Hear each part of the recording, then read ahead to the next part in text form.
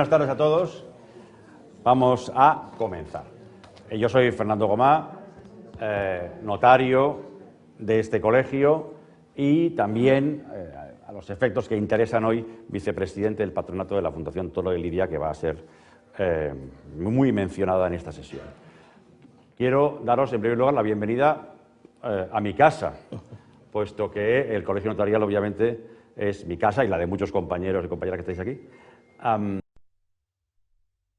Que en este colegio, y no solamente en este colegio, sino en esta misma sala, antes de la remodelación, fue donde yo me examiné para el título de notario y donde empezó un examen de oposición que acabó cambiando mi vida para siempre. Así que realmente esta es mi casa por muchos sentidos. El Colegio Notarial tuvo la muy buena idea, a través de su junta directiva, de crear una serie de sesiones culturales a lo largo del año que llama los lunes culturales. Y ha pensado que la última sesión de este año fuera dedicada a la fiesta de los toros, a la tauromaquia. En concreto, el título es 10 años de la promulgación de la Ley de Patrimonio Cultural Inmaterial, de la tauromaquia como patrimonio cultural inmaterial, es decir, 2013 a 2023. Hoy lo que vamos a hacer es una charla entre amigos, puesto que yo estoy en presencia de dos amigos, en realidad, y me vas a permitir que los presente. En primer lugar, Victorino Martín, muchas gracias por estar aquí. Lorenzo Clemente, también gracias por estar aquí, el esfuerzo de estar aquí, que es algo evidente. Lorenzo, me vas a permitir que empiece con Victorino. Victorino Martín, veterinario de profesión, ganadero, propietario de una de las ganaderías más míticas de la historia de la tauromaquia, como es la de Victorino Martín, fundada por su padre, Victorino Martín Andrés, que es, desde mi punto de vista, con carácter indiscutible, el ganadero más icónico de todos los tiempos. Además, Victorino es presidente de la Fundación Toro de Lidia desde 2017, hablaremos de eso también. Pero primero vamos a preguntarte una cosa muy concreta. Tú, en las fincas de Cáceres, en las que están, las que viven tus toros y vacas, hay 3 hierros, que son Victorino Martín, que es Albaserrada, pero hay 2 más, que son Monteviejo y Urcola, de unos encastes minoritarios, básicamente Vega Villar. Entonces, te quería preguntar, en primer lugar, ¿por qué tienes 3 hierros? Y sobre todo, ¿por qué tienes 2 hierros que claramente son minoritarios y económicamente no rentan? ¿No, Victorino? Bueno, bienvenido. En primer lugar, buenas tardes, bien hallados. Para mí es un placer estar aquí. Y bueno, y estoy aquí, luego ya he dicho que hablaremos, espero que lo cuente todo sobre la Fundación y la Presidencia. Estoy aquí como presidente de la Fundación debido a este señor que tengo a mi izquierda, que está muy relacionado con esta casa.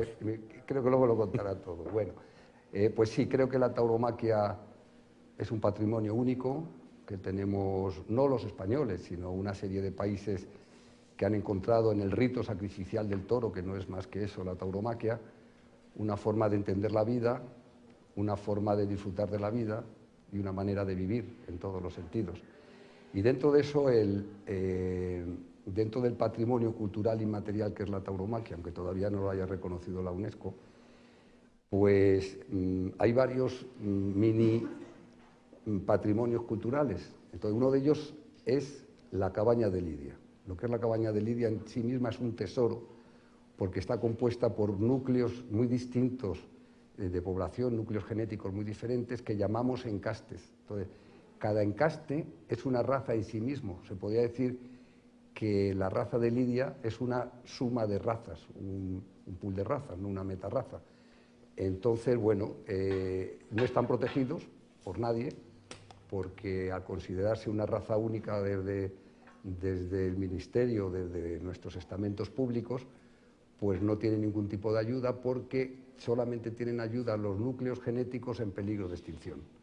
Entonces, todo lo que se está conservando de esos encastes es gracias al esfuerzo de los ganaderos. Tú has dicho que tenemos 2, no, tenemos 3, porque Victorino también es un núcleo genético en peligro de extinción. Eso viene determinado por el número de reproductoras que existen de ese núcleo genético. Y entonces, siempre que sean menos de 2000 reproductoras, están en peligro de extinción. Entonces, nosotros empezamos con Victorino. Mi padre salvó a esta ganadería del matadero en los años 60, a principios de los años 60, porque hubiera desaparecido, Y gracias a eso pues existe hoy pues esta ganadería pues que tiene el origen Saltillo-Albaserrada, ¿no? Ya muy marcado por el influjo de mi padre y de la familia, porque lleva en manos nuestros más de 60 años, 63 años para ser exactos. Y luego, bueno, pues mi padre empezó su relación con el ganado bovino por tradición familiar. Su abuelo ya tuvo vacas mansas, además de otras cosas, ¿no? Y en mi casa siempre hubo animales mansos, animales de carne. Y un día hablando con mi padre digo, papá, nosotros en los animales de carne no aportamos nada. Nuestro trabajo, pues, aporta muy poco. Los crías tampoco los cebábamos, los destetas los vendes al destete y a continuación ahí se pierden. Sin embargo, yo creo que con el campo que tenemos, donde pastan las vacas mansas, podríamos también pues, trabajar con ganado de lidia y mantener pues algunos de esos encastes que se pueden perder. Y apostamos por el encaste Vega Villar, que es nuestro segundo hierro, el de Monteviejo. Llevamos trabajando con él ya más de 25 años y como dice aquel chiste, ¿no?, que decía, oye, jugar y perder, qué divertido. Dice, y cuando ganas, dice, pues eso ya es la leche, ¿no? Pues ya manteniendo el encaste estamos haciendo una gran labor para la sociedad y para el mundo del toro. Y bueno, pues ya cuando nos embisten, pues eso ya es un delirio, ¿no? Y entonces el intento de recuperar o de mantener el encaste Vega Villar, la ganadería Monteviejo, pues sin querer nos encontramos con otro tercer encaste que estaba en vía de extinción, que era el encaste Urcola. Y sin querer, pues bueno, pues estamos con un lío de llevar 3 ganaderías diferentes, con lo difícil que es llevar una, imaginaros lo complicado que es llevar 3. Muchísimas gracias, Victorino. Lorenzo. Buenas tardes. Buenas tardes, gracias por estar aquí. Cacereño, abogado de Garrigues de profesión, especialista en inmobiliario, en grandes operaciones inmobiliarias, aficionado cabal. Yo lo denomino como apasionadamente moderado o moderadamente pasional, como prefieren, presidente de la Comisión Jurídica de la Fundación desde 2019 y un aficionado reconocido. Este año ha sido pregonero nada menos que en el Círculo de Labradores de Sevilla. Ha hecho el pregón taurino, está en YouTube, les recomiendo que lo escuchen. Es un pregón emocionante y emocional, como no puede ser de otra manera. Sin embargo, ya le dije a Lorenzo que sospechosamente él siempre en el sermón ha sido muy emocional, pero al llegar a la parte jurídica ya fue un paroxismo, diciendo, o sea, realmente Lorenzo en realidad lo que realmente le emocionaba eran las normas jurídicas. Yo dije, háztelo mirar, porque... Y tiene un apartamento en Triana y va en agosto, porque dice que le gusta estar en agosto en Triana. Yo tampoco lo comprendo, ¿no? Y además, aparte de aficionado, es escritor taurino y jurídico. Lorenzo, cuéntanos lo que quieras de tu afición y de los libros que has escrito de Derecho y Tauromaquia, por favor. Bueno, buenas tardes, un placer estar aquí. Y como dice, me dedico a temas de derecho inmobiliario y esto de encontrarse con notarios y poder hablar de algo que no sea si los poderes nos sirven para hacer no sé cuál cosa, de a ver qué hacemos para declarar una obra nueva que estamos haciendo con una declaración responsable y en el registro no entienden, no sé qué. Poder hablar de cosas más serias como son los toros y el derecho, pues es un placer en un foro como este. Bueno, comentaba Fernando el tema del derecho y los toros, y cómo me acerco yo al derecho y los toros. Es una cosa un poco peculiar. Yo hace ya bastantes años, de cerca de 20 años, estudiando una cosa bastante extraña, que era la interpretación e integración de los contratos de compraventa de vivienda sobre plano, estaba haciendo un análisis de la jurisprudencia del Tribunal Supremo sobre temas de interpretación e integración de los contratos. Y en esa búsqueda me encontré con una sentencia que me llamó absolutamente la atención, que es una sentencia en la que el Tribunal Supremo resuelve una acción reivindicatoria sobre la cabeza del toro burlero, el negro jirón de Marcos Núñez que mató al Gillo en Colmenar. La sentencia, desde el punto de vista de interpretación e integración de los contratos, no es que afectara demasiado, aunque sí era curiosa porque entraba a analizar un contrato que tradicionalmente es un contrato verbal, que es el contrato de compraventa de las reses una vez lidiadas. Pero lo que más me extrañó de aquella sentencia es que describía lo que pasó en la plaza cuando Gillo acababa de morir. porque allí el toro le mata en el ruedo, le rompe el corazón. Y la sentencia dice que, estando procediendo el carnicero al despiece de la res, entró una multitud tumultuosa donde se estaba procediendo al despiece y, de forma violenta, cogieron la cabeza y se la llevaron. Después inició un pleito entre el carnicero y el propietario de la plaza sobre si la cabeza del toro correspondía, o sea, era parte del objeto de la venta o no. Pero a mí aquella sentencia, sobre todo, yo que era aficionado desde niño, lo que me puso es en la pista de una relación entre los toros y el derecho que nunca hubiera imaginado.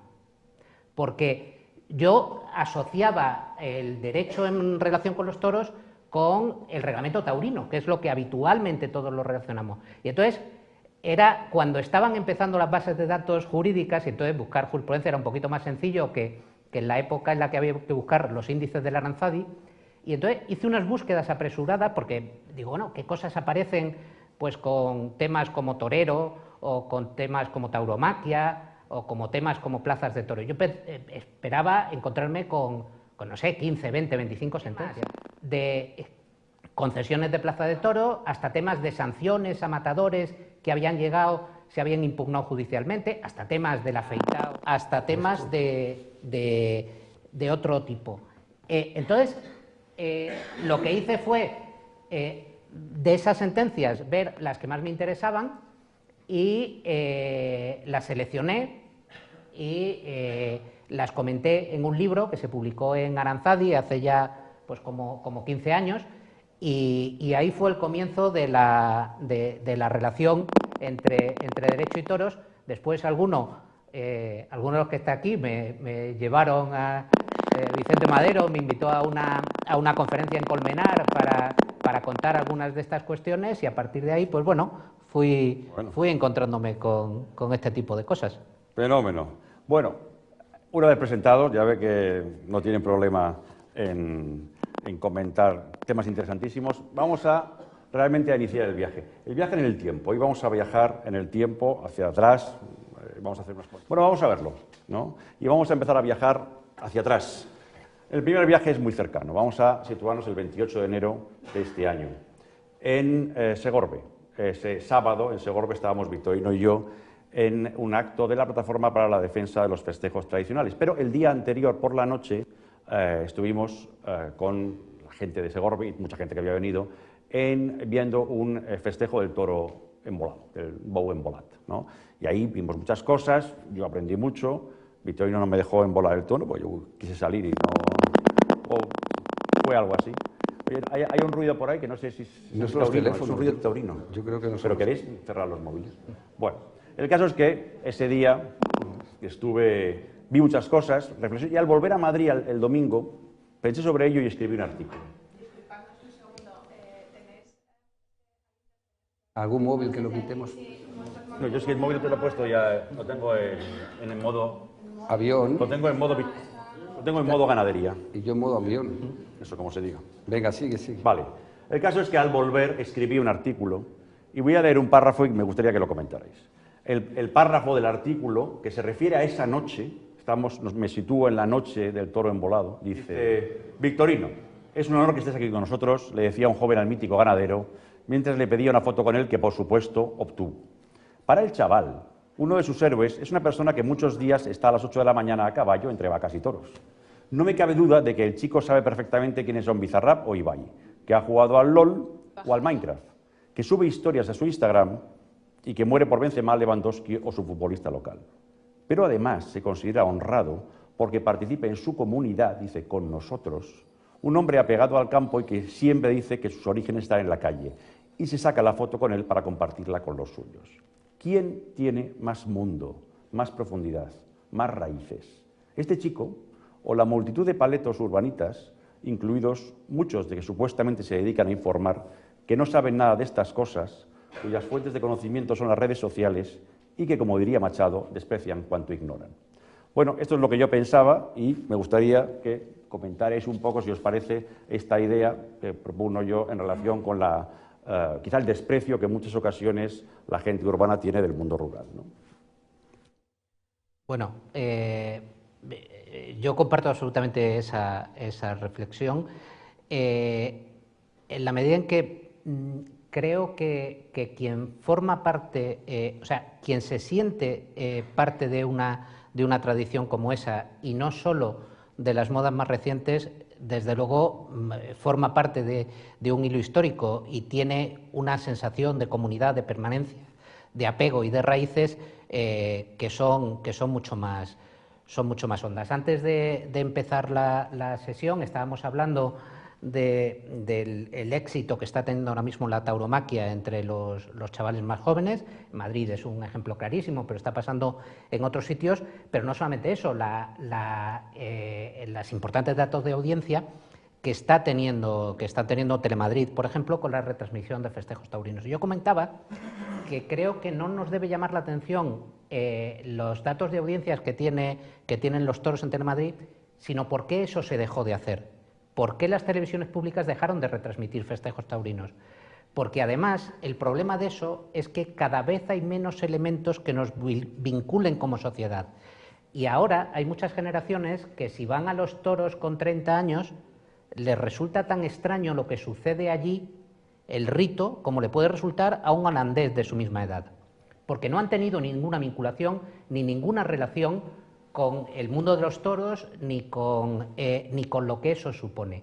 A la gente de nuestra generación le podían gustar los toros o no gustarle, pero por las tardes, muchos días, cuando estaban tomando el bocadillo en casa, veías una retransmisión de toros en televisión y te gustaba o no, pero sabías que aquello formaba parte de tu cultura. El que eso se haya dejado de hacer es bastante peligroso porque cada vez hay menos elementos que nos vinculan culturalmente. Yo ponía también el ejemplo que creo que en gran medida está pasando con elementos culturales de otro tipo que por distintas razones se han relegado, como puede ser el hecho de la religión. Uno puede ser una persona religiosa o no, pero desconocer lo que ha supuesto la religión cristiana, o que como les pasa a muchos chavales cuando van al Museo del Prado y ven muchos cuadros no saben qué están representando. Eso es un problema, pero no es un problema que sean religiosos o no, sino que todo el sustrato cultural que eso significa y que nos vincula y que nos aúna ha dejado de pasar.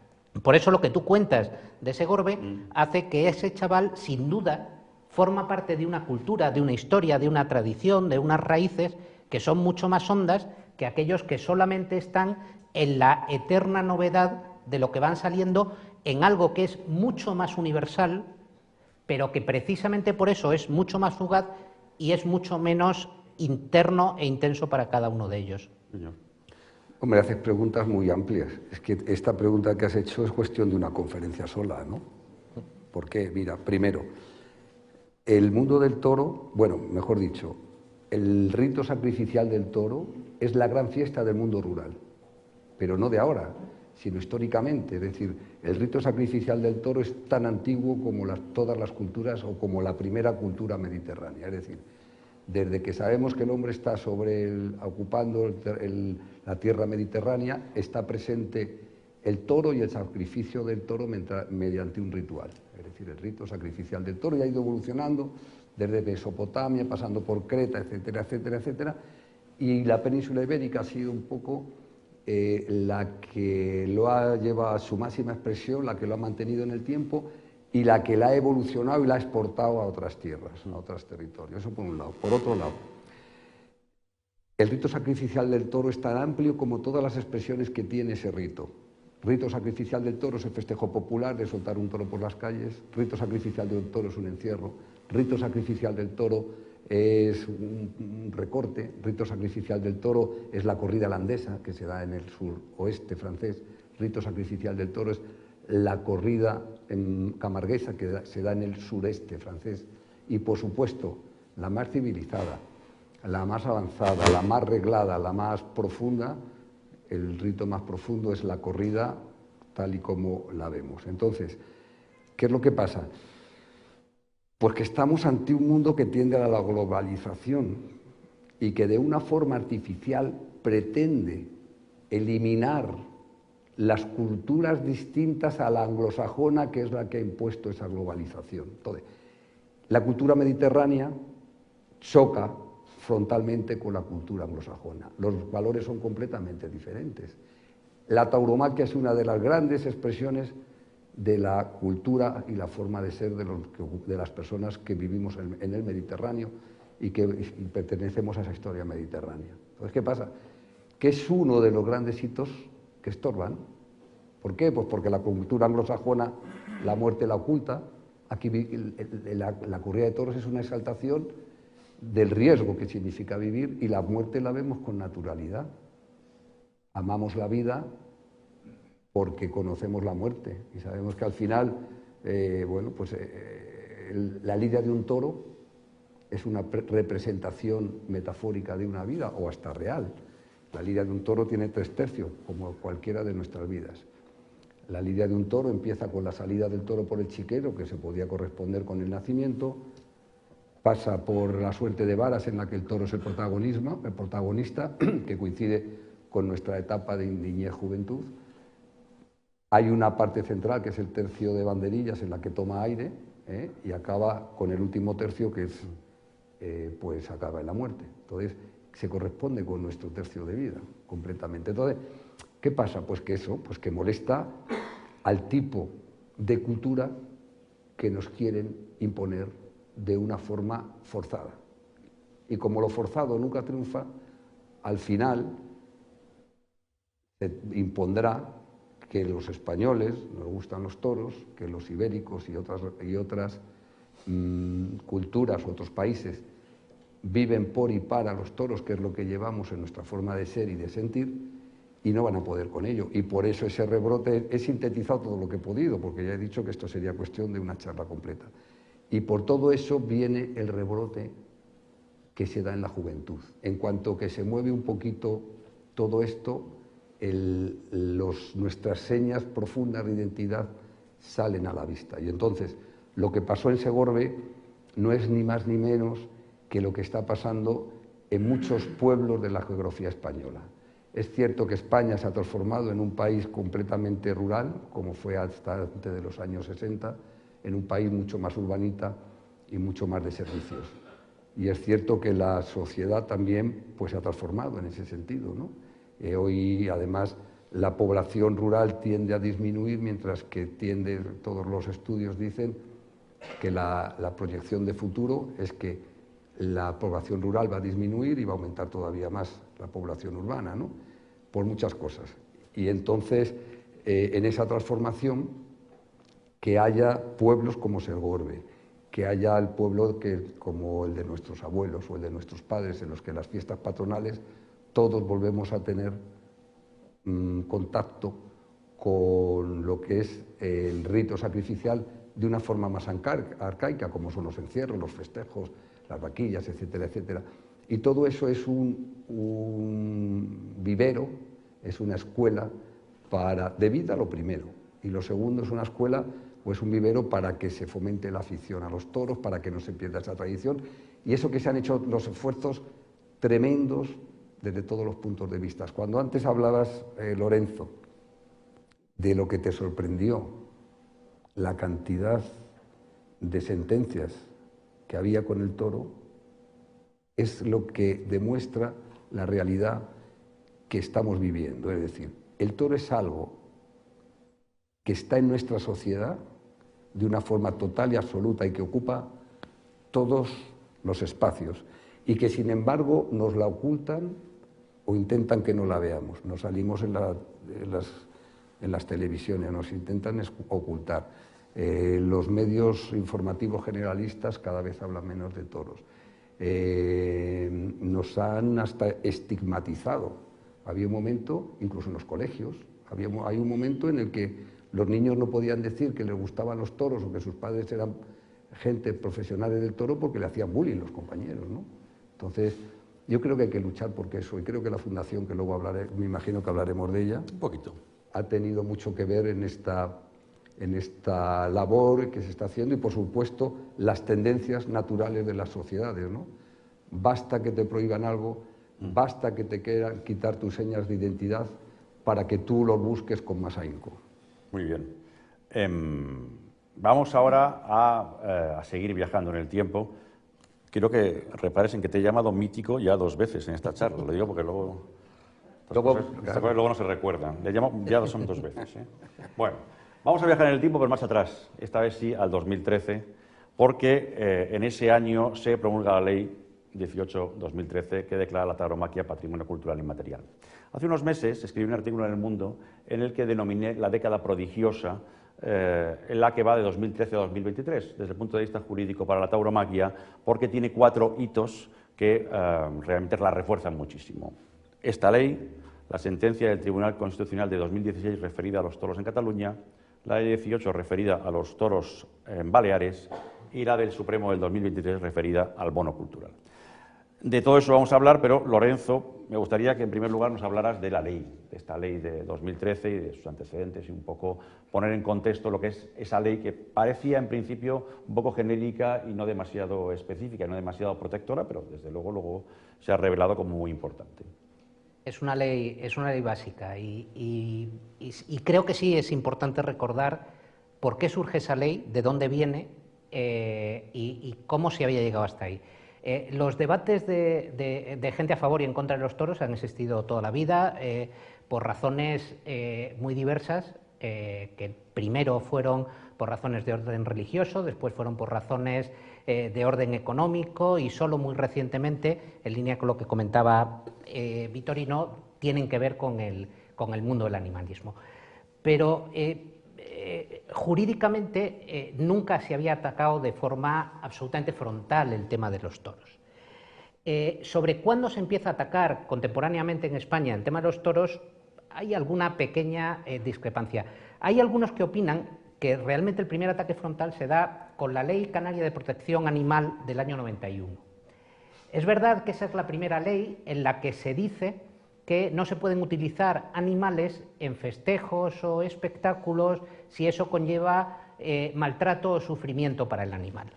Sin embargo, no es verdad que esa ley prohibiera los toros. Esa ley estaba fundamentalmente orientada a regular las peleas de gallos y otras cuestiones que eran las que tenían manifestación en Canarias. De hecho, el propio ámbito objetivo de la ley, el artículo 1, dice que esa ley se refiere a animales domésticos. Y sobre qué sea el toro bravo podemos discutir bastante, pero parece evidente que no es un animal doméstico, exactamente. De hecho, el que era presidente autonómico de Canarias en aquel momento era Lorenzo Larte, que era aficionado a los toros y que, de hecho, como consecuencia de la prohibición que se produjo después en Cataluña, él dijo claramente que la ley canaria se había hecho con mucho cuidado para que aquello no fuera una prohibición de los toros. Con lo cual, ese origen que se pone como el primer ataque en Canarias, eso no es exactamente así. A mí me parece que el primer ataque frontal que hay contra la tauromaquia se produce en 2004, cuando Barcelona se declara ciudad antitaurina. Y en ese momento, respecto a la declaración de Barcelona como ciudad antitaurina, no se hace nada. Se protesta, la gente dice que aquello le parece muy mal y tal, pero jurídicamente no se hace nada contra eso. Y ahí queda la declaración del Ayuntamiento de Barcelona como ciudad antitaurina. Unos años después, en el 2010, es el año en el cual en Cataluña, con una modificación de la normativa protectora de animales, se prohíben los toros.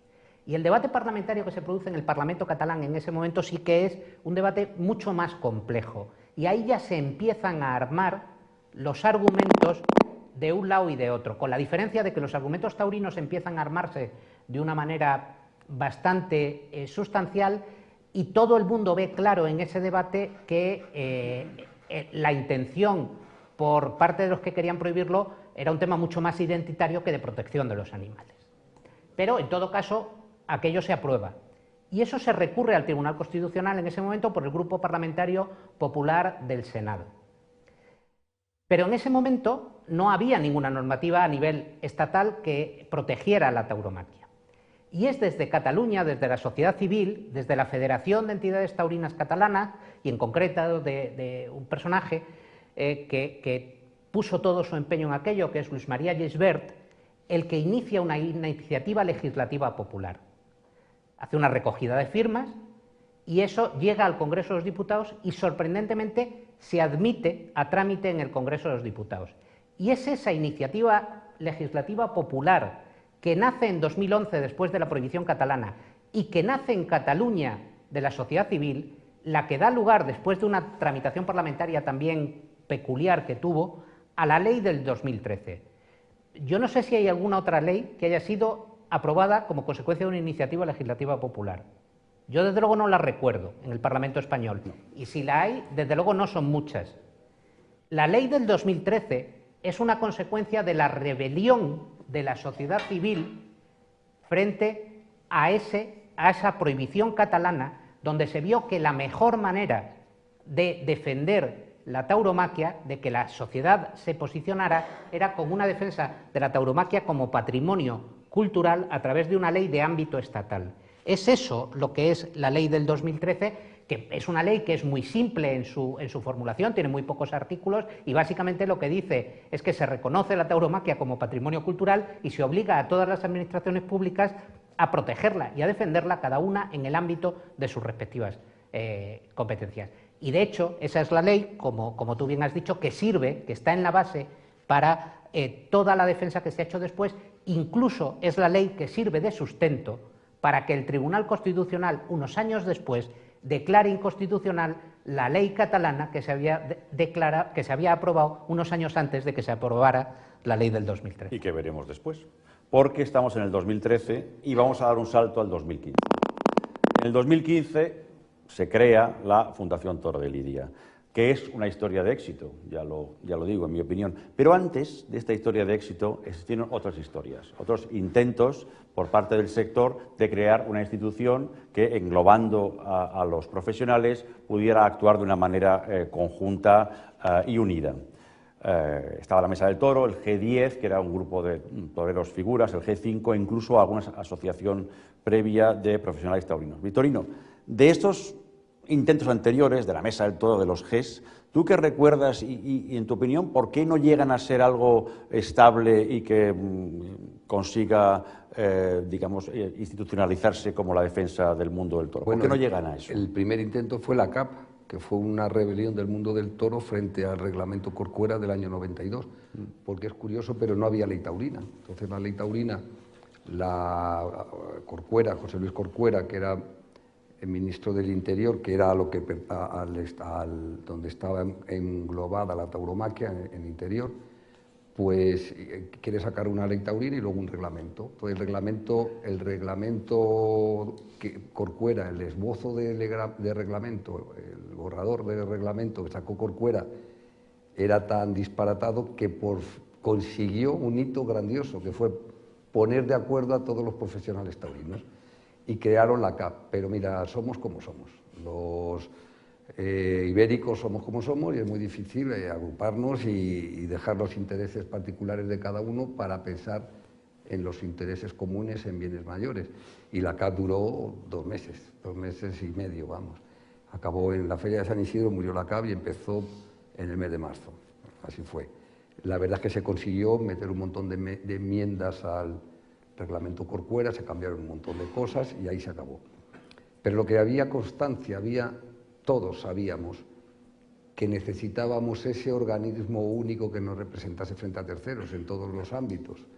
Incluso es necesario un reglamento también o un organismo que nos regule interiormente, ¿no? Eso también sería importante y necesario.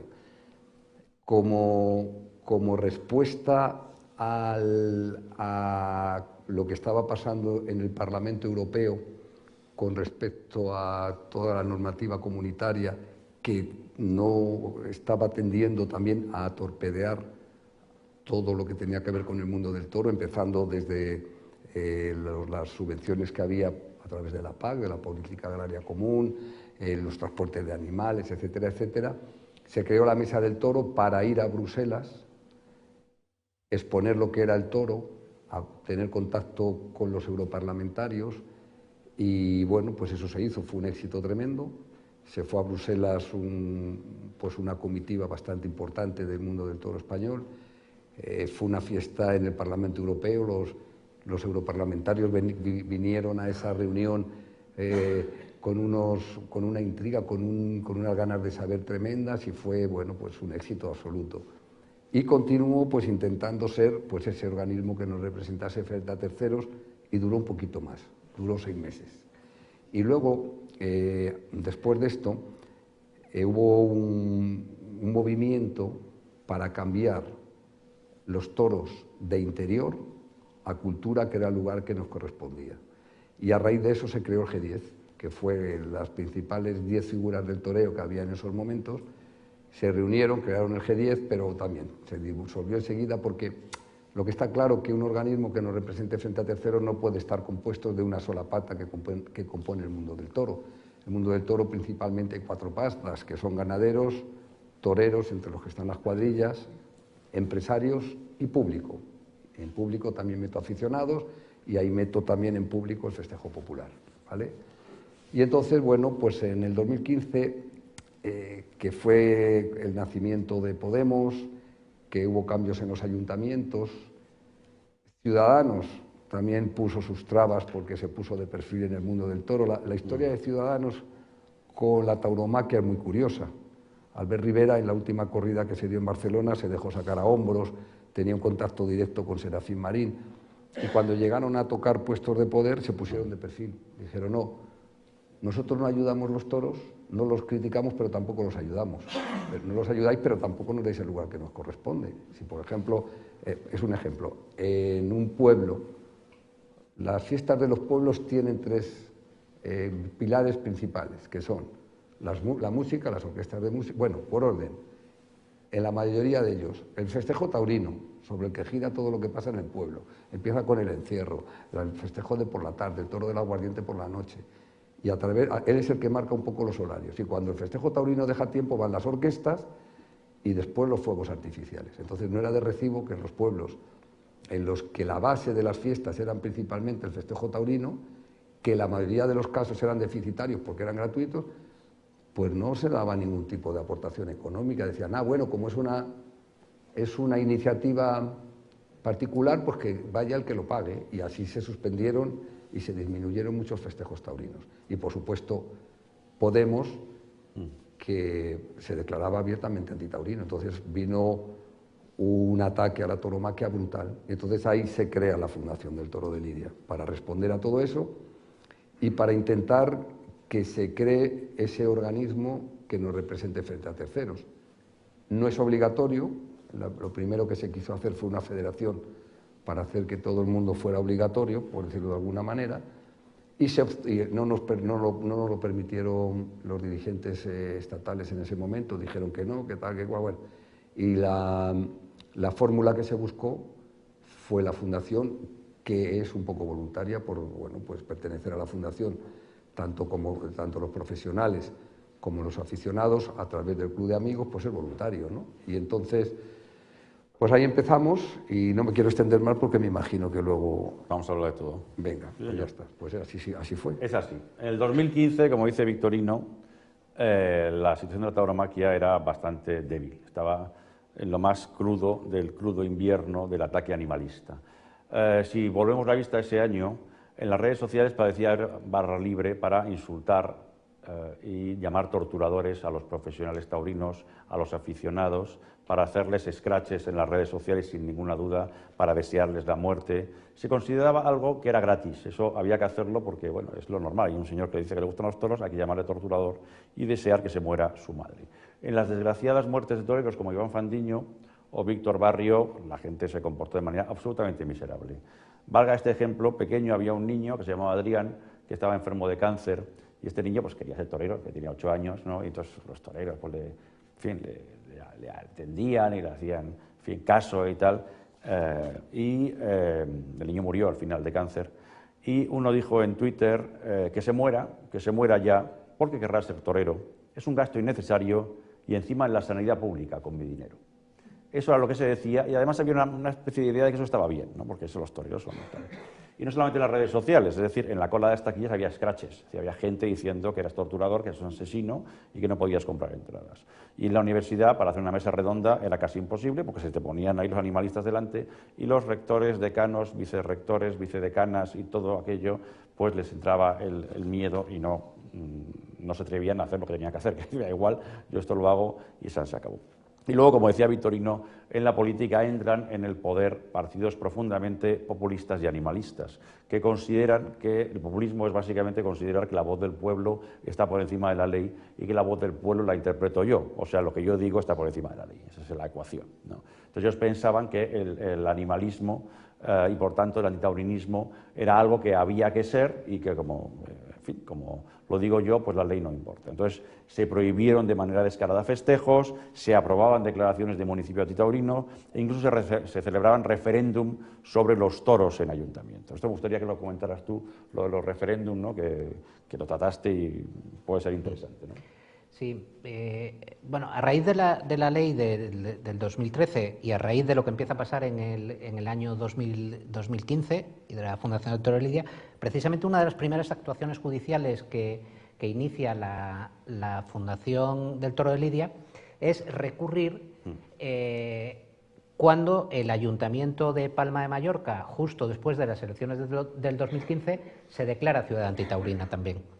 Y entonces eso se recurre ante los tribunales, el juzgado de lo contencioso anula la declaración porque dice que sobre la base de la ley del 2013 y de la jurisprudencia que ya había habido en ese momento del Tribunal Constitucional sobre la prohibición de los toros en Cataluña, lo que dice es que ningún ayuntamiento puede declararse antitaurino porque obviamente tiene un deber de protección de la tauromaquia establecido por ley y que solamente podría hacerlo si eso no tuviera ningún valor jurídico.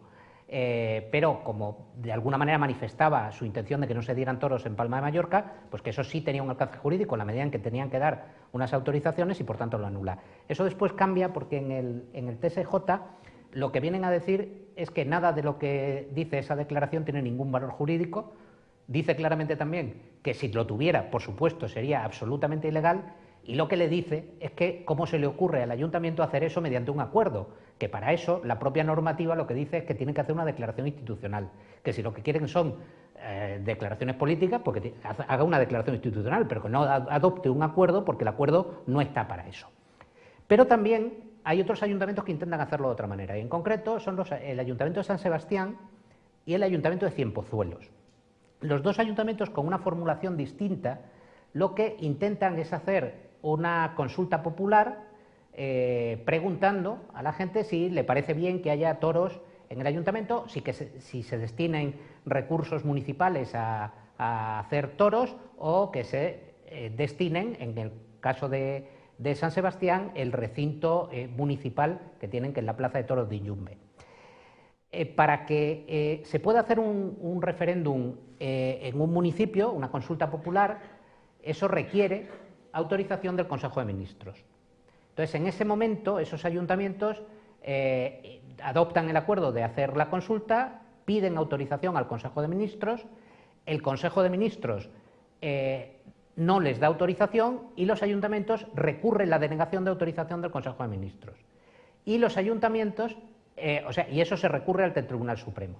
Y el Tribunal Supremo, en los dos casos, con dos sentencias bastante interesantes, la de Cienpozuelos, que es de unos días más tarde, es todavía más contundente, pero los dos son bastante interesantes, lo que vienen a decir es que está bien que se hayan prohibido esas consultas, porque no se puede someter a consulta popular si hay que cumplir o no las leyes. Si la ley dice que hay que promover la tauromaquia, los ayuntamientos, en el ámbito de su competencia, tienen que promover la tauromaquia e intentar que por una vía indirecta, como es la consulta, se diga si se tienen que destinar recursos municipales o si se tienen que destinar espacios municipales, en concreto en San Sebastián, el único espacio que hay habilitado para poder dar festejos taurinos, es una forma indirecta de intentar incumplir su obligación legal y que, por tanto, hizo muy bien el Gobierno al impedirles formular esas consultas. Con lo cual, hay una jurisprudencia en ese sentido, hay dos sentencias que son absolutamente claras en el sentido de que no se pueden celebrar consultas por parte de los ayuntamientos que se pregunten si se quieren o no toros en los ayuntamientos. Bueno, como pueden ver, se ha unido de manera natural en este momento, y hace ya un rato en el debate, el tema de la tauromaquia con el tema del Estado de Derecho. Y es que van a estar unidos a lo largo de los últimos años de una manera evidente y lo vamos a ir viendo a lo largo de la charla. El caso es que el día 6 de julio de 2015 se crea la Fundación Toro de Lidia por iniciativa de la Unión de Criadores de Toros de Lidia, es decir, por iniciativa de la asociación más importante de ganaderos bravos de España. Y su presidente, Carlos Núñez, pasa a ser presidente de la Fundación. Como decía Victorino antes, la diferencia con los intentos anteriores o con las instituciones anteriores son, en primer lugar, que es una fundación y, por tanto, es un patrimonio adscrito a un fin, básicamente, cuando no pertenece a nadie en concreto. Y, en segundo lugar, que va a entrar el aficionado que quiere trabajar en la fundación y va a ser una institución que se va a considerar representante de la tauromaquia a nivel oficial. Es decir, es una autoatribución que se hace, puesto que intenta representar a todos los sectores. También, y es un gran acierto de Carlos Núñez, en mi opinión, al elegir a director general en un casting, acaban eligiendo a una persona que no tiene absolutamente nada que ver con la tauromaquia. Una persona que no sabía nada de toros, ahora se cree que es Manolete, pero entonces no. Entonces no sabía absolutamente nada. Y que es Borja Cardelús, pero que es una persona extraordinariamente creativa, una persona muy válida y que va a ser el hilo conductor de enormes actuaciones a partir de ese momento, ¿no? Yo, Victorino, en este caso, en el 2016 tú estabas en la Junta Directiva de la Unión de Criadores de Toros de Lidia, ¿no? En ese momento. Pero, ¿al principio estabas en la fundación o entras después como patrono? Mira, yo fui es más, me metí en la fundación, me metí en la Unión de Criadores de Toros de Lidia para trabajar para que en el futuro se llegase a crear ese organismo único. ¿Eso qué año fue? Digo, en la Unión de Criadores. ¿Cuándo entraste en la Junta para eso? ¿En el 14, 13? No, yo he debido entrar, he estado 6 años y me salí, creo que fue en el 15, en el 9, en el 8. O sea, entonces... Es que previamente a eso, Rafael Corbey y yo reunimos a profesionales y gente representativa del mundo del toro en el Hotel Alcalá Ventas, después de la CAP, para intentar crear, y antes de la Mesa del Toro, para intentar crear ese organismo, y no salió bien. Y se dijo que sí iba a hacer, y luego... Pero siempre fui un defensor de esto. Yo no estaba en ese momento en la Junta Directiva no estabas en el 2015, en la Unión. Ya me había salido. Estuve 6 años, llegué a ser tesorero, fui colaborador con Carlos Núñez, y cuando Carlos Núñez crean la Fundación del Toro de Lidia, me llamó y me dijo: ya tienes lo que querías, ahora tienes que ser patrono. Digo, claro. Y además la fundación se crea con primer patrimonio económico, porque un número limitado de ganaderos pusimos un dinero a fondo perdido para empezar a funcionar. Y luego lo que ya hizo Carlos Núñez, que también fue otro acierto, fue que la expandió al resto de representantes del mundo del toro, y entraron empresarios y toreros, porque banderilleros en un principio no entraron. Y luego, a partir de ahí, cada colectivo tenía que poner un dinero. La dotación original eran 150.000 euros, los ganaderos lo pusimos todo. Bueno, hubo una parte que no llegó a poner la totalidad y ya está. Y el caso es que ahí empezó a andar, y bueno, y en el año 2017 fue cuando, bueno, ¿vas a contar todo, no? Espera, estamos en el 2015, no, un viaje está. Estamos en el 2015, esto es un viaje. Y vamos a volver un año atrás, porque un año antes se crea otra fundación que se llama Hay Derecho, y cuyo origen remoto es este mismo colegio notarial. De esa fundación soy patrono fundador, junto con mi hermano Ignacio y junto con otros 2 notarios, con Segismundo Álvarez y Rodrigo Tena. Y no lo menciono por decir, sino porque ambas fundaciones tienen, en cierto modo, unas vidas paralelas, ¿no? Porque ambas se van a interesar a lo largo de su historia por el Estado de Derecho, por el cumplimiento de las normas, por preguntarse cómo queremos convivir, ¿no? Cada uno quizá en su ámbito, y en el futuro, en el 2015, se van a encontrar en un momento dado, pero eso lo veremos después. Lo cierto es que, como decía Lorenzo, la primera labor de la Fundación era sacar la ametralladora jurídica. Es decir, aquí de lo que se trataba era poner pie en pared y empezar a meter querellas, demandas y todo tipo de acciones judiciales para parar un populismo que consideraba que se encontraba por encima de la ley. Había que hacerles entender que no estaban por encima de la ley, y la forma de hacerlo entender es en los juzgados. Afortunadamente, los jueces lo que hacían era darnos la razón. Sí que es verdad, y Lorenzo me va a dar razón porque lo hemos hablado muchas veces, que la idea de la Fundación siempre ha sido no entrar en demandas judiciales o procesos judiciales que no ganáramos. era necesario ganar, no puedes permitirte el lujo de perder, porque una sentencia en contra era mucho más perjudicial que no tener una sentencia. Por tanto, en la ametralladora jurídica, que es desde el 2016 a 2017 y después, pero sobre todo estos 2 años, que al final era un aviso navegante, es decir, cuidado, que a lo mejor te mete una querella por difamación, otra demanda por el honor, a ti por pintar la estatua de Ponce. O sea, que nadie supiera cuándo le iba a caer la acción judicial. Entonces eso empezó a aplacarse, ¿no? Pero fueron más de 100 recursos, más de 100 en aquella época. Primero a través de un despacho de abogados y luego a través de los recursos de la Fundación, que son manifiestamente mejorables desde el punto de vista económico, eso es así. Voy a señalar 2, uno lo voy a mencionar yo, creo que me gustaría que fuera Lorenzo. Uno fue, por ejemplo, una concejala de Catarroja, Dachu Peris, que se le condenó ya en primera instancia, porque le metimos una demanda, a pagar 7.000 euros por vulnerar el derecho al honor de Víctor Barrio, que fue corneado y muerto en una plaza, a cuya muerte se refirió como algo positivo, porque había dejado de matar y le llamó asesino a las pocas horas de fallecer corneado en 2016. En el 2021, y después de múltiples recursos, el Constitucional volvió a dar la razón a la condena y tuvo que pagar los 7.000 euros pasando por todas las instancias. Es decir, eso lo que produjo fue un efecto desinflamatorio de que la gente se pensaba que era gratis insultar. No solamente gratis, sino que pensaba que era algo que había que hacer. Porque en el 2015 llegó un momento en que se llegó a pensar que la prohibición de la tauromaquia era lo que se llama un avance para siempre. Un avance para siempre es la prohibición de la esclavitud. Es decir, no es discutible. Tú prohíbes la esclavitud y no vuelves a hablar más de ello. Es evidente que no se puede volver atrás. Y hubo un momento en que se llegó a pensar que la prohibición de la tauromaquia era lo mismo. Es decir, era un avance para siempre y que, por tanto, nadie podía oponerse a eso, no era razonable. Ya en el 2017 eso empezó a bajar. Pero hubo también otra querella que realmente se instrumentó posteriormente y que, de respecto de la que Lorenzo escribió en El Mundo en 2019, un artículo que se llamó Frente a la arbitrariedad, la ley, la querella respecto del alcalde Verde de Villena. Verde no porque sea verde, sino porque era del Partido Verde. El único alcalde verde de España era este señor y que, si no te importa, nos explicas un poco el por qué acabamos querellándonos contra él. Bueno, básicamente lo de Villena es una cuestión que ha dado lugar a bastantes sentencias, me refiero, no sé, 10, 12 sentencias, porque la cuestión es que desde que esta gente, desde que este hombre llega al municipio como alcalde, se solicita por la Peña, como se había solicitado en ocasiones anteriores, la cesión de la Plaza de Toros para hacer un festejo taurino. Allí tienen una Plaza de Toros que se puede destinar a dar festejos taurinos y también a otro montón de actividades culturales, como la mayoría de los recintos modernos que se han hecho con esa finalidad.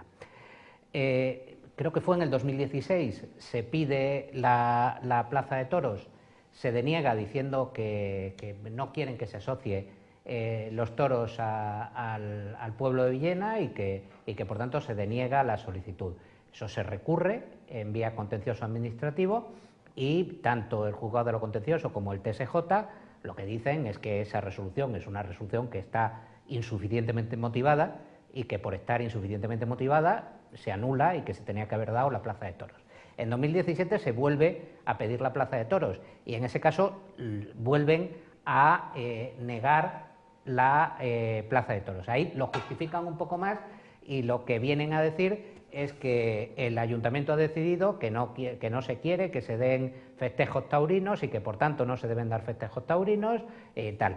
Ponen además una excusa meramente formal, que no había un contador de espectadores y alguna cosa por el estilo, que los organizadores ya habían dicho que estaban dispuestos a poner, y entonces ya en ese caso, tanto el juzgado de lo contencioso como el TSJ les dicen que también es ilegal y ahí ya el tono de la sentencia sube un poquito y le dicen que es bastante claro, conforme a la ley del 2013 y conforme a la sentencia del Tribunal Constitucional, que cada uno en el ámbito de sus competencias tiene que promover los festejos taurinos y defenderlo, y que por tanto no ceder la Plaza de Toros para un festejo taurino porque no le guste al alcalde o a no sé cuántos concejales, pues que es manifiestamente ilegal.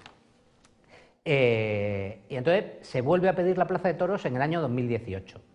Y en ese caso cambian de estrategia. Entonces lo que hacen es no responder.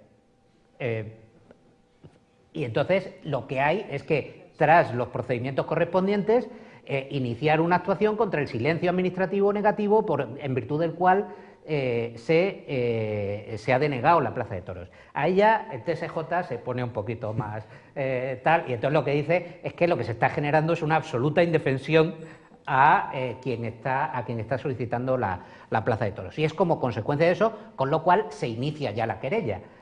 O sea, lo que hacemos de alguna manera es cargarnos de razón para decir, oiga, mire usted, que le han dicho que es ilegal lo que hizo en el 2016, que le han dicho que es ilegal en 2 sentencias, que le han dicho en 2 sentencias que es ilegal lo que hizo en el 2017 y que le han dicho que es ilegal en el 2018 no respondernos. Esto claramente es una actuación ilegal a sabiendas y esto da lugar a una querella. Y en esas estamos en este momento, pues se ha dado trámite al Ministerio Fiscal para que evacúe su escrito de acusación y se inicie juicio oral. Y estamos ahí. Realmente las administraciones, con el paso del tiempo, han sido cada vez más sofisticados a la hora de atacar la tauromaquia. Es decir, ya tienen claro que de frente no pueden ir, es abundante la jurisprudencia en ese sentido, pero todos sabemos que frente a una administración que quiera buscarte las vueltas, estamos perdidos. O sea, frente al Leviatán poco se puede. Muy bien. Es así. A finales del 2017, en la Fundación se produce un cambio y renovación de patronato, y es cuando Victorino llega a la presidencia del patronato. Y bueno, te voy a dejar que digas lo que quieras, porque estás deseándolo. Y bueno, explica un poco cómo llegas a la presidencia, si quieres. Bueno, yo era patrono, y entonces Carlos Núñez tiene un problema de salud y decide que ya no va a seguir en el cargo de presidente. Y nos reunimos los patronos hacen una primera ronda, y yo, por supuesto, digo, oye, yo estoy ocupadísimo, yo imposible, yo presidente imposible. Y yo creo que lo tenían preparado. Y hace una segunda ronda y mi amigo Fernando dice, no te preocupes, si por tiempo, que sabemos que tienes poco, no va a ser, tú nos prestas tu imagen un poco y no te preocupes que de tu trabajo me voy a encargar yo. No fue realmente así. Yo te voy a quitar todo el trabajo del mundo. La verdad es que ha trabajado mucho, bueno, pero lo que está claro es que los medios económicos de la Fundación no son muchos, y tanto las 3 personas que estamos aquí como otros muchos más nos tenemos que multiplicar de nuestras tareas cotidianas para intentar sacar todo el trabajo que tiene la Fundación, que es enorme, porque cuanto más escarbas, pues más trabajo hay, ¿no? Entonces, pero bueno, sí, yo lo que tengo que aprovechar es la ocasión para darle las gracias a los dos, porque al fin y al cabo yo estoy luchando por lo que es mi vida, por lo que es mi trabajo, y ellos, si mañana desapareciera la tauromaquia profesionalmente, no les afectaría mucho, y están dando todo lo mejor que tienen para que este mundo maravilloso que es el nuestro, pues siga siendo todo lo grande que es, incluso aumente su grandeza mucho más y que nos den lo que en realidad nos corresponde, ¿no? Así que... bueno, he de decir, en primer lugar, que Victorino debería tener un monumento en cada una de las plazas de España por su generosidad, que es algo poco frecuente en la tauromaquia, pero también es poco frecuente fuera de la tauromaquia, en realidad, por su capacidad de trabajar en equipo, que es poco frecuente en cualquier sitio, y por su humildad en el buen sentido de la palabra. Esto, ¿no? Lo teníamos preparado, lo de sí, las flores. Sí, no, lo pone ahí en él. Y es verdad que los patronos, es decir, que trabajamos gratis, es decir, no cobramos absolutamente nada, ni dietas. A Victorino le cuesta bastante dinero ser presidente y no le hace falta absolutamente para nada. Con su ganadería tiene más que suficiente para tener fama y capacidad de vivir, y lo que hace es crearle un montón de problemas, como podemos ver ahora. En todo caso, es verdad que lo que te produce trabajar para la tauromaquia es poder decir que soy amigo de Victorino y de Lorenzo. Y es una cosa que probablemente sin ella no tendría y que vale mucho más que el dinero que pudiera ganar en otro lado. Lo cierto es que la Fundación en el 2017 da un paso más y dice, ha llegado el momento de ponernos de frente ya. Es decir, hemos hecho todas las demandas y ahora vamos a dar un paso más. Vamos a hacer algo que normalmente no se ha hecho, y es, queremos saber a dónde vamos y vamos a crear un plan. Entonces se crea un plan estratégico en el que ya no solamente se trata de defenderse de las cosas que se van haciendo, sino de generar una acción coherente. Esa acción coherente comienza con acabar con el silencio de los taurinos, es decir, se nombra un portavoz, porque hasta ese momento no había un portavoz. Y el problema es que cuando ocurría algo en el mundo del toro, pues los medios de comunicación llamaban a uno, a otro, a un torero, al que estaba por allí y tal. Y necesitábamos un portavoz profesional y lo conseguimos en un periodista que se llama Chapu Apaolaza. Lo cierto es que justo después de yo entro en el patronato, en el momento en que el presidente es Vitorino, yo soy el vicepresidente a los efectos que ha dicho Vitorino, y me entrevistan en la ABC de Sevilla en enero de 2018. Y digo, entre otras cosas, lo siguiente. Dice, ahora la voz pública también somos nosotros. Somos muchos y vamos a ejercer nuestro derecho legal y nuestra opción cultural. No os vamos a pedir permiso para lo segundo y si queréis negarlo primero, actuaremos conforme a la ley. La época del silencio de los taurinos ya se ha acabado. Ahora tenemos voz, es más potente y se va a escuchar donde sea necesario, en la administración, en la ciudadanía y en los medios de comunicación. Es decir, es una toma de postura. Esto ya se ha acabado. Se ha acabado de que nos llaméis lo que queráis en cada momento. Vamos a entrar donde se merece la tauromaquia. Es decir, en la conversación social, en la Champions de la conversación. Porque es donde tenemos que estar. Tenemos que estar hablando de una demanda, tenemos que estar en la Champions. Tenemos que actuar culturalmente y socialmente con una voz coherente, diciendo cosas que interesen a toda la sociedad. Y como consecuencia de eso, a principios de 2019, Victorino Martín en el Senado pronuncia un discurso realmente extraordinario, en el que, además se puede encontrar a texto completo en Internet, en el que no habla de lo que uno esperaría que hablara una persona del mundo del toro, porque una de las cosas de la Fundación fue siempre cualquier cosa que hagamos tiene que tener un nivel extraordinario, tiene que tener un nivel que no se espere habitualmente por la gente que desconoce el mundo del toro. Tiene que ser algo elevado, que eleve el nivel de la conversación, que obligue a la otra parte a decir, cuidado que vienen los del toro, ¿no? Entonces, en ese discurso, Victorino decía varias cosas. Una de ellas es, hay que acabar con el debate folclórico de toros sí o toros no, porque lo que se trata es de saber qué tipo de sociedad queremos. ¿Queremos una sociedad tolerante? ¿Queremos una sociedad en la que todos convivamos? ¿O queremos una sociedad rígida, censora y que quiera uniformarnos? Y en concreto se refería al animalismo.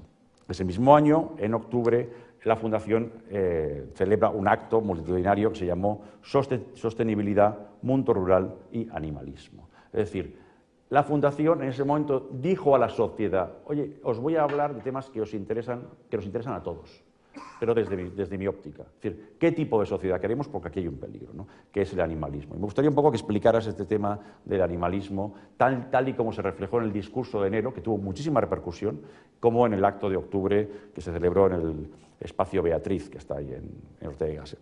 Bueno, yo creo que lo que era en realidad el animalismo lo hemos puesto nosotros blancos sobre negro en la sociedad porque no se entendía muy bien.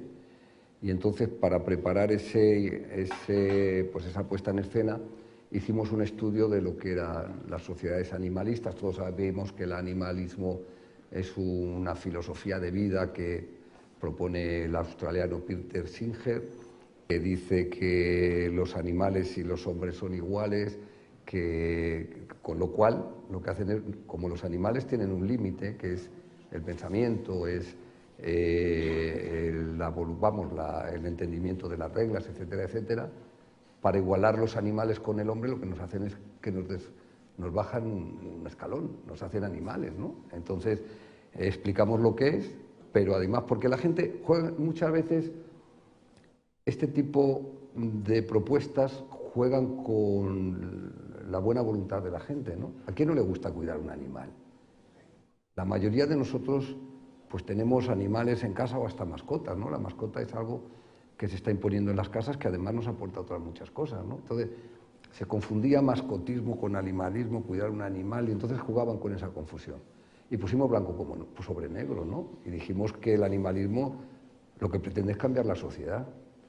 Dijimos que el animalismo lo que pretende es que todos no utilicemos los animales absolutamente para nada, ni para alimentación, es decir, nada de huevos, nada de leche, nada de carne, ni para vestimenta, nada de zapatos de cuero, nada de cinturones de cuero, nada de lana, nada de seda, nada, es decir, no sé de qué nos vamos a vestir, ni para experimentación, ni incluso para ocio, es decir, se meterían, bueno, ya se están metiendo hasta con la equitación, se llegarían a meter hasta con el mascotismo. Si el animalismo llegase a triunfar, se meterían hasta con la presencia de las mascotas en las casas, porque el animal tiene que vivir libre. Y entonces, además, seguimos escarbando y descubrimos que, bueno, por supuesto, algo que teníamos muy claro, que venía del mundo anglosajón, la mayoría de las asociaciones animalistas potentes pertenecían a Inglaterra, a Estados Unidos sobre todo, Inglaterra, incluso Holanda y alguna en Suiza, como la Frank Weber, y que tenían unos presupuestos impresionantes. Las 100 asociaciones animalistas más potentes tenían presupuestos anuales de varios millones de euros anuales. Y las más potentes, entre las 5 más potentes, se acercaban en el año 2018 ya, que fue cuando hicimos el estudio, a los 1.000 millones de euros anuales. Es decir, que no estamos jugando o no estamos viendo que es un movimiento buenista y todo esto. No, no, no. Estamos ante grupos muy influyentes, con dotaciones económicas brutales y que pretenden cambiar nuestra forma de vida. Yo creo que eso es lo que quedó blanco sobre negro en esa intervención. Ahora haré una coda a esto. Todavía tenemos algunos temas que tratar, como ya vamos un poco, llevamos un ratito, vamos a aunque sea a resumirlo un poco, porque yo quería hablar de muchos más temas. Y uno de ellos es que en esa década prodigiosa que decía antes, había 4 hitos, uno fue la ley y otros 2 son sentencias del Tribunal Constitucional, de Cataluña y de Baleares, ¿no? Entonces me gustaría que glosaras un poco estas sentencias del 2016 y del 2018 y su importancia. Bueno, básicamente la sentencia del 2016 es una sentencia en la que se resuelve la prohibición de los toros en Cataluña. Esa sentencia era una sentencia que preocupaba mucho en el ámbito taurino. Yo recuerdo que cuando al poco de aprobarse la ley prohibicionista catalana, cuando se había presentado el recurso al Tribunal Constitucional, yo recuerdo haber estado hablando con distintos juristas que eran aficionados y no tenían nada claro cuál iba a ser el posicionamiento del Tribunal Constitucional, porque ahí había muchos elementos en juego. Básicamente, el recurso que se plantea contra la ley del Tribunal Constitucional, contra la prohibición catalana, es un recurso que tiene 2 ámbitos distintos. Uno es el tema competencial y otro es el de los derechos fundamentales. En el ámbito competencial, lo que se dice es, a diferencia de lo que manifiesta la Generalitat de Cataluña, que dice que puesto que tiene competencias en espectáculos taurinos, que tiene competencia en general en materia de espectáculos y también en materia de protección de animales, eso le da derecho a regular ciertas cosas en materia de espectáculos, pero no le da derecho a prohibir. Y después se plantean una serie de cuestiones en relación con la libertad de creación artística, la libertad de empresa, la libertad, el derecho al trabajo y otra serie de cuestiones. Realmente era complicado cuál iba a ser ese pronunciamiento del Tribunal Constitucional, y la sentencia del 2016 lo que hace es que fundamentalmente se agarra a la ley del 2013 de declaración por parte del Estado de la tauromaquia como patrimonio cultural, y lo que dice es que puesto que el Estado tiene competencias en relación con la cultura, las competencias que tiene la Generalitat de Cataluña son concurrentes. En materia de cultura hay competencias concurrentes entre el Estado y las comunidades autónomas, pero cuando se trata de defender el patrimonio cultural común, habiéndose considerado patrimonio cultural común por parte del Estado la tauromaquia, no puede haber ninguna actuación por parte de ninguna comunidad autónoma que prohíba la tauromaquia. Se pueden regular cuestiones en materia de espectáculos, pero no atacar algo que vaya más allá y que por tanto dé lugar a la prohibición, puesto que de esa manera se estaría interfiriendo en una competencia estatal como es la defensa del patrimonio cultural común. Como resuelve el asunto por la vía competencial, no entra en la vía de los derechos fundamentales. Y el asunto se queda ahí. Poco después, como decía, las administraciones contrarias a la tauromaquia van sofisticando su actuación y Baleares lo que hace, después de la sentencia del Tribunal Constitucional contra la prohibición catalana, es una cosa más simpática. Y es que hace una ley disparatada sobre la tauromaquia. Dice, usted nos ha dicho que no podemos prohibir, pero podemos regular los espectáculos. Pues se van a enterar ustedes. No, las corridas de toros pueden ser como máximo de 3 toros. Puede haber toros, pero no puede haber caballos, con lo cual no puede haber suerte de vara. Tampoco puede haber banderilla. Como máximo, al toro se le puede lidiar durante 10 minutos. Hay que hacer estudios antidoping del toro antes y después de la corrida. ¿Y del torero? Solamente, y del torero también. Solo se pueden lidiar toros de la ganadería más cercana a la plaza de toros, lo cual en Palma de Mallorca tiene un mérito bastante entretenido. Y además, bueno, y hay otra serie de cosas realmente delirantes. Es aquello de, como yo puedo regular espectáculos, no lo puedo prohibir, pero a ver quién se atreve a hacer una corrida con estas reglas.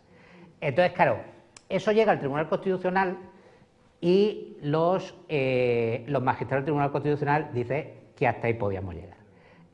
Y entonces se consigue una sentencia que va mucho más allá de la sentencia contra la prohibición catalana y que es muchísimo más interesante desde el punto de vista tanto jurídico como desde el punto de vista de protección de la tauromaquia.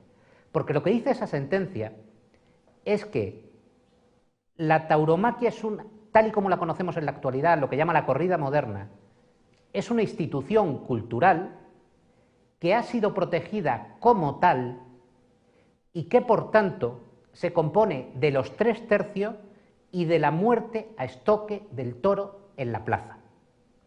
Y que eso debe estar protegido y reconocido por cada administración en el ámbito de sus respectivas competencias.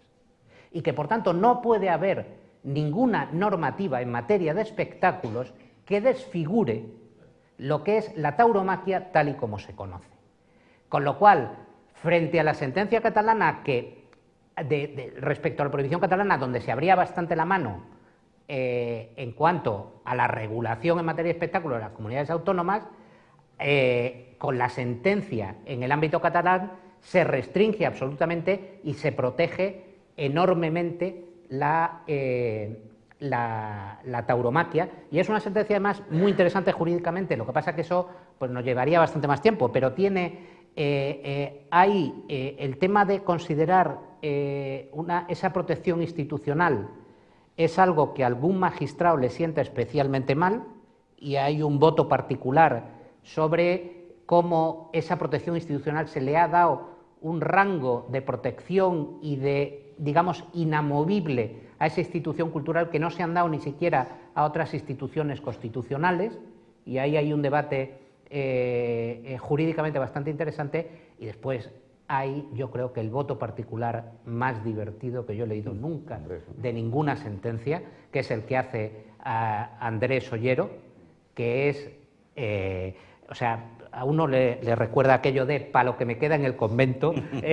Es un voto concurrente, pero donde dice todo lo que piensa sobre los ataques contra la tauromaquia. Él es aficionado taurino y dice que directamente la ley tenían que haberla declarado inconstitucional entera, que no se tenía ni que haber entrado a discutir esa tontería, pero además lo dice con unas expresiones y con una jocosidad muy poco habitual en resoluciones judiciales. Les recomiendo el voto de Andrés Ollero, son un par de páginas absolutamente deliciosas. Así es, doy fe de eso.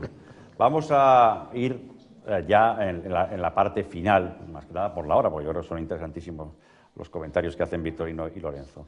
En relación con lo que decía Victorino antes del animalismo y de los más de 1.000 millones de presupuesto, yo les voy a poner también mi opinión particular, ¿no? Esa es evidentemente particular, pero yo creo que no es algo completamente erróneo. Y es que decir, ¿puede haber 1.000 millones de presupuesto anual dados por sociedades y personas para proteger realmente a los animales? ¿O qué hay detrás? Es decir, es un poco raro que la gente se preocupe tanto de los animales de esta manera, ¿no? En mi opinión, lo que hay detrás es, como siempre, un capitalismo extraordinario, un capitalismo que yo llamo salvaje, porque detrás del animalismo lo que hay es un poder económico como nunca se ha visto en la historia y que lo que realmente quiere es transformarnos a todos, y cuando digo todos, quiero decir todos, en consumidores acríticos. Es decir, lo que quieren es lobotomizarnos a todos. Es decir, que un hombre de Segorbe piense, coma, disfrute y se comporte igual que una mujer de Calcuta.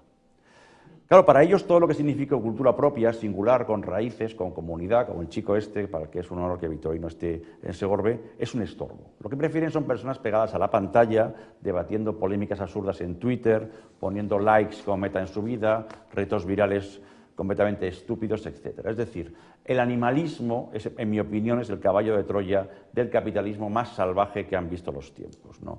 Por tanto, todo lo que signifique obstáculo para ese capitalismo es bueno, es necesario, es importante. Pues yo suelo decir, esas son frases que ya vas diciendo continuamente porque las tienes un poco aquilatadas, que en este momento defender los toros es algo más que defender los toros. Es decir, el debate ya no es folclóricamente toros sí o toros no. Defender la tauromaquia ahora mismo es defender a la sociedad entera de un capitalismo peligrosísimo, como en mi opinión nunca en la historia. Y que en cierto modo, lo que tú pienses de la tauromaquia, en este momento acaba diciendo más de ti que de la propia tauromaquia, ¿no? Porque hay mucha gente que ataca con un odio visceral, bañado en un animalismo, es decir, que se preocupa de los animales, pero hay políticos y periodistas que más que preocuparse de los animales, lo que pasa es que odian el modo en que millones de españoles, y no españoles, se divierten y tienen su ocio y su cultura, ¿no? Es decir, está basado en el odio, y al mismo tiempo está basado, en mi opinión también, en una concepción de estas personas como tontos útiles del capitalismo feroz. Ya sé que es una opinión un poco radical, pero creo que explica mucho mejor por qué hay 1.000 millones de presupuesto de dólares anuales para cuestiones animalistas, ¿no? Bueno, vamos acercándonos al final. Hay la fundación que se abre a muchos ámbitos. Hay uno que es, digamos, entrar en constituir festejos taurinos a través de una serie de circuitos de novilladas y de la llamada Copa Chenel. En esos circuitos, y Victorino, me gustaría que explicaras un poco por qué entramos en el sector, es decir, en crear novilladas. Y es por una crisis gigantesca de novilladas, puesto que del año 2007, que había 600 novilladas con caballos, se pasa en el 2018 a 200, es decir, hay un 66% menos de las novilladas picadas, que son esenciales para que los toreros puedan crecer y desarrollarse, ¿no? Y me gustaría explicaros un poco eso. Bueno, entre las muchas cosas que hace la Fundación es buscar o estudiar nuestros puntos débiles, ¿no? Y hay varios puntos débiles. Entonces, uno es la falta de diálogo con la Administración.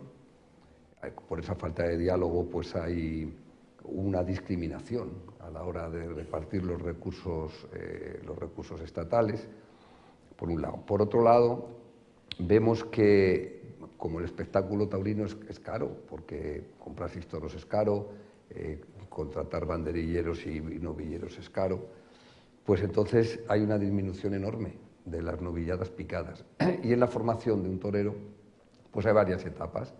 Primero torean novillos sin picadores, luego viene la etapa de novillero con picadores, en la que los toros tienen más de 3 y menos de 4 años, y ya cuando se pasa esa etapa pasas a matador de toros.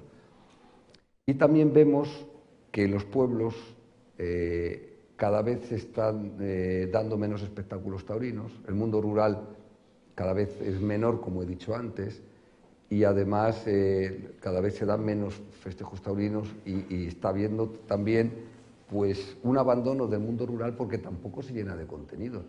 Incluso hay un abandono económico del mundo rural. No se hacen actividades para lanzar la economía en este medio. Y entonces creamos pues una salida, que es, oye, si esto, por un lado, está hablando constantemente todos los políticos y todos los gobiernos del abandono del mundo rural, se habla de la España vaciada. Nosotros vemos que tenemos también unas carencias, pues vamos a hablar con nuestros dirigentes públicos y les vamos a ofrecer una salida, que es llevar la cultura desde el punto de vista taurino, con la rama taurina, al mundo rural, crear una liga nacional de novilladas en la que los novilleros con picadores tengan una prolongación a su inicio de sin picadores, porque la etapa de sin picadores está muy bien cubierta por las escuelas taurinas, pero Una vez que debutan con picadores, tienen que abandonar las escuelas taurinas y se encontraban en un desierto, apenas había novilladas. Y entonces ofrecemos ese producto. Mira, podemos potenciar la cultura y la economía en el mundo rural, aprovechando, es decir, esto nos sirve también para que los novilleros que hayan debutado con picadores se promocionen y además, bueno, pues podemos cubrir muchas parcelas a la vez. Incluso además va a servir para que salgan ganaderías, que lidien ganaderías, y también metíamos en este tipo de circuitos ganaderías en peligro de extinción o núcleos genéticos, lo que os hablé al principio de los encastes, ¿no? Entonces, hemos ido por todas las comunidades. La primera que vio la idea clara fue Andalucía, después Castilla-León y por último entró Madrid, pero Madrid lo vio clarísimo y entró ya pues, con un aporte brutal hasta el punto de que no solo pudimos crear la Liga Nacional de Tauromaquia, de Novilleros, perdón, que cada vez vamos ampliando más. Este año ha entrado también Extremadura, curiosamente era la primera autonomía gobernada por el Partido Socialista que entraba en la Liga Nacional de Novilladas. Bueno, luego ahora no sabemos quién va a ser el nuevo gobierno extremeño, como todos sabemos está la cosa un poco complicada. Pero bueno, eso se crea así, en Madrid además porque hay un apoyo totalmente, absoluto, total, se crea la Liga Nacional, se entra aquí con la Liga Nacional de Novilladas, se hace también la Copa Chenel, dedicada a matadores de toros que han caído un poco en el ostracismo, que ha sido un éxito absoluto. Pensaros que, por ejemplo, en los últimos 6 meses, los 2 triunfadores o los triunfadores de la Copa Chenel han abierto 3 veces la puerta grande de las ventas, Y también se creó, bueno, en Madrid se creó lo que se llama la Fiesta del Toro. Y la Fiesta del Toro tenía el Circuito Nacional de Novilladas, la Copa Chenel, un circuito de novilleros sin caballos, un campeonato de recortadores, que llamamos Esteban Ferre, que fue un chico que era recortador y quedó tetrapléjico por la cogida de un toro, que ha muerto este año. Y nos decía la familia que la gran ilusión de sus últimos años de vida fue precisamente que a ese certamen se le diera su nombre, ¿no? Y también creamos un circuito de rejoneadores. Entonces, creemos que es una vía para estar en contacto con la Administración de una forma un poco también fortuita, porque perseguíamos unos objetivos y hemos conseguido muchas más. ¿Por qué? Porque hemos conseguido que las televisiones se interesen por el producto y que vuelvan a televisar festejos taurinos. Por ejemplo, la Televisión Autonómica de Castilla y León había retransmitido en toda su historia un festejo taurino y ya en el primer año dio casi la totalidad del primer circuito de novilladas. Telemadrid, cuando nosotros aparecimos, estaba prácticamente dando igual festejos minoritarios o un poco, bueno, pues no con una continuidad. Y a través de la Copa Chenel y por el influjo y porque han vuelto a darse cuenta de la audiencia que tenían los festejos taurinos el año pasado, han retransmitido más de 20 corridas de toros y se han conseguido a través de esta iniciativa pues mucho más de lo que pensábamos. Se han conseguido los objetivos que perseguíamos, además las administraciones están todas encantadas y además alguno más que ha salido de forma paralela. Sí, y las televisiones con muy buenas audiencias, por cierto. Ya estamos en 2023, hemos vuelto. Se dice que los toros no interesan, pero cada vez que aparece una noticia de toros, el tema es radioactivo. Es decir, todo el mundo se moviliza, todo el mundo opina en favor y en contra, ¿no? Lo cual es raro que un tema que no interese tantísimo, ¿no? Y en la década prodigiosa, en la cuarta pata, fue o ha sido hace poco la sentencia del Tribunal Supremo sobre el bono cultural. El bono cultural, que es, como saben ustedes, un decreto que el gobierno de Pedro Sánchez estableció para facilitar el acceso a la cultura a los jóvenes que cumplían 18 años en el año de ese decreto inicial, ¿no? Lo que es curioso es que lo primero que se le preguntó al ministro Iceta es ¿pero van a estar los toros en el bono cultural? O sea que para ser algo que no interesa, interesa muchísimo a los periodistas, ¿no? A partir de ahí se inicia una tormenta perfecta que nos va a contar Lorenzo hasta la sentencia del Tribunal Supremo. He de decir que esa sentencia favorabilísima y realmente extraordinaria, el mérito es de Lorenzo. Él lo va a negar, porque lo niega siempre, pero me trae sin cuidado. El mérito es de Lorenzo porque en la comisión jurídica de la Fundación, que es la que analiza esto, es Lorenzo el que ve el hueco a lo Modric jurídico que nadie había visto, diciendo esto, por mucho que hayan puesto la exclusión de la tauromaquia junto con la moda, la gastronomía y tal, no tiene ningún sentido. En realidad esto es un parche, lo que quieren es realmente prohibir los toros y lo demás no. Aquí hay material para atacar. Y levantamos la regla, porque la regla era no vamos a disparar si no estamos seguros de ganar. Y no estábamos en absoluto seguros de ganar, más bien estábamos seguros al final, en la última reunión, 3 días antes de la sentencia, de que la cosa no iba a ir bien. Pero fue bien. Y esto es gracias a Lorenzo y gracias a su trabajo y su perspicacia. Así que, Lorenzo, te doy los trastos para que lo limpes. Nada, muchas gracias, pero no, esto es mérito del conjunto de la Comisión Jurídica y después de los letrados que lo llevaron, bueno, como Fernando ha comentado, los temas, quiero decir, los miembros de la Comisión Jurídica lo que hacemos es prestar asesoramiento a la Fundación, pero no llevamos obviamente los casos directamente, los casos se encargan a despachos externos y como muchos de los casos que lleva la Fundación se le encargó al despacho Cremades Calvo Sotelo. Es verdad que en la Comisión Jurídica hicimos las alegaciones dentro del proceso de elaboración del decreto y que bueno, después eso es lo que sirvió básicamente de base al conjunto del procedimiento, pero bueno, como todos los abogados sabemos, quiero decir, los procedimientos hay que llevarlos y hay que llevarlos bien y los letrados que lo han llevado tienen todo su mérito también. En todo caso, la cuestión es, el bono cultural es algo que se recoge en los presupuestos del Estado para el año 22, inicialmente. Entonces, esa partida se tiene que desarrollar por Real Decreto. El Ministerio de Cultura elabora el Real Decreto para tener acceso al bono cultural. Básicamente, los 400 euros para aquellos que cumplan 18 años en el año correspondiente se dividen en 200, grosso modo 200 euros para actividades en vivo, para teatro y audiovisuales, teatro, música, conciertos musicales y otra serie de cuestiones, y después hay otros pues para libros, videojuegos y tal. Como comentaba Fernando, a la hora de hacer la enumeración de a qué cosas se pueden destinar, se hace primero una enumeración muy amplia de prácticamente a todo lo que se puede destinar y después se dice, pero esto no se puede destinar, y entonces ahí hacen una lista de lo más variopinta, porque dicen que no se puede destinar, por ejemplo, a libros de texto, cosa pues que parece que tiene su sentido, porque los libros de texto están en el ámbito de la educación más que propiamente de la cultura, tampoco a instrumentos musicales, que hombre, es algo para generar cultura, pero cultura en sí mismo pues tiene eso que ver, tampoco a productos de papelería, tampoco se puede destinar a hardware o software, es decir, sí se puede destinar a videojuegos, pero no a comprarte un ordenador, tampoco a moda, a gastronomía, tampoco a entradas para espectáculos deportivos, tampoco para tauromaquia, ni para películas pornográficas.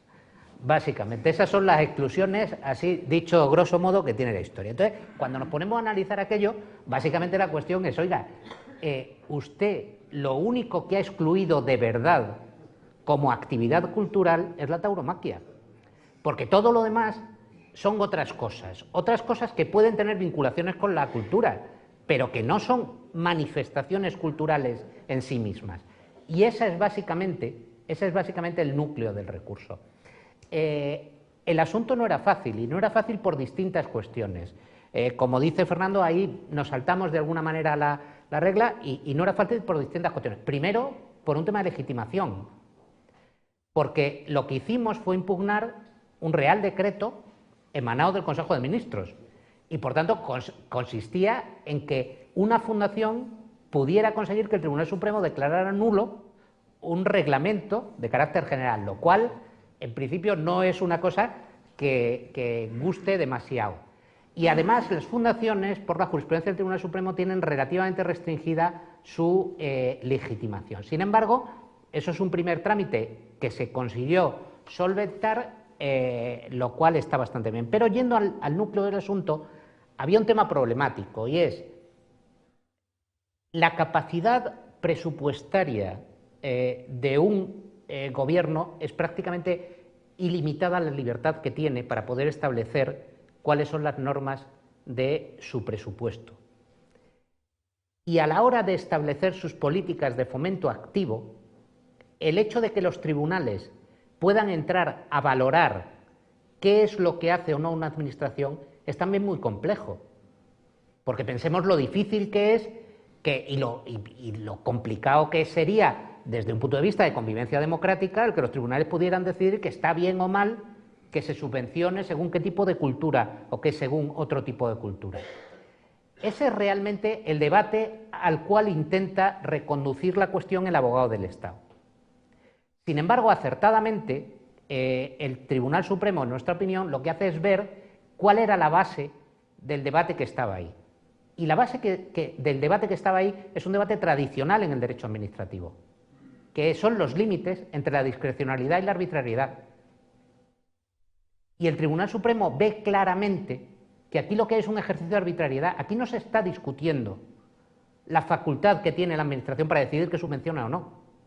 Aquí lo que se está decidiendo es si una Administración que se ve obligada por ley a promover un evento cultural puede, sin una razón justificada bastante, excluirla de algo que da a todo el resto de la actividad cultural.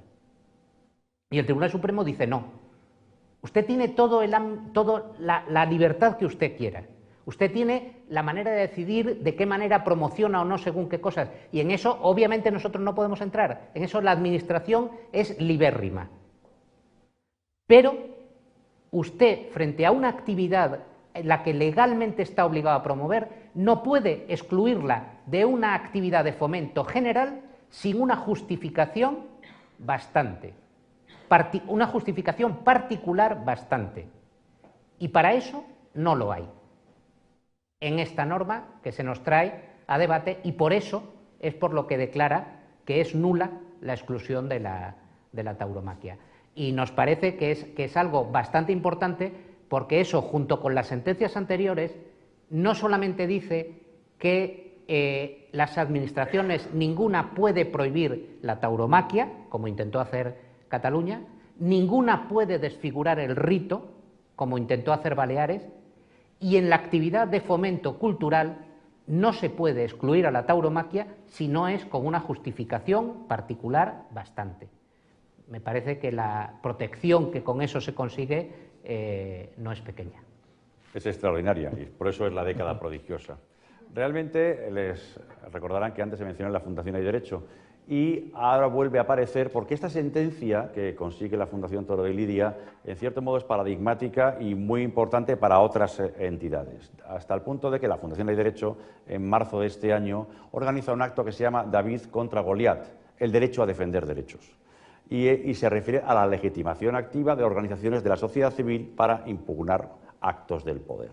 Claro, allí en ese acto de marzo hay una experiencia práctica de litigación estratégica, de saber cuándo litigar, y Lorenzo interviene por la Fundación en compañía de otras entidades, como Cáritas, Ecologistas en Acción, Access Info Europa, Client Earth, Gentium, Greenpeace, Save the Children y otras.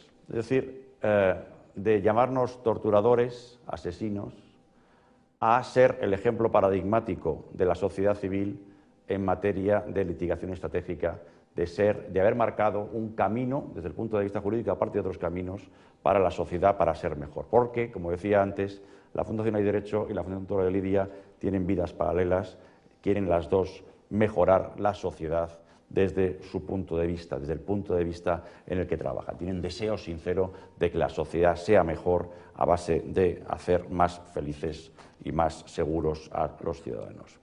Es el momento realmente, yo creo que, de ir terminando, porque llevamos ya mucho rato.